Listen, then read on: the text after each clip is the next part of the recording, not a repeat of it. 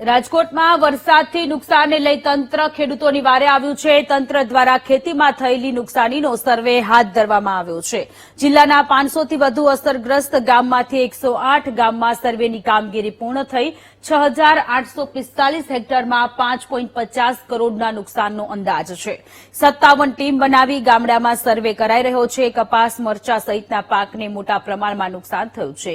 એક અઠવાડિયામાં બધા ગામોનો સર્વે પૂરો કરી યોગ્ય પગલાં લેવામાં આવશે।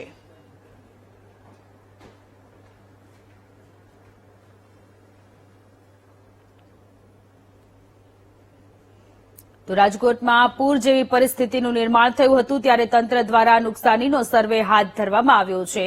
ઘણા બધા ગામડાઓના સર્વે કામ પૂર્ણ કરવામાં આવ્યું છે। 500 અસરગ્રસ્ત ગામમાંથી 108 ગામનો સર્વે પૂર્ણ થયો છે। બાકીના જે ગામડાઓ છે તેનો સર્વે ચાલી રહ્યો છે। અત્યાર સુધી જે રાજકોટ જિલ્લામાં પાક નુકસાનીનો સર્વે છે એ 108 ગામોમાં પૂર્ણ થયું છે, જેમાં લગભગ 5.5 કરોડ રૂપિયા જેટલાનું નુકસાન પ્રથમ દૃષ્ટ્યા જણાઈ આવે છે। એમાં 57 ટીમો જે છે એ કામને લાગેલી છે અને અમને વિશ્વાસ છે કે આ કામ અમે અઠવાડિયામાં પૂરું કરી દેશું।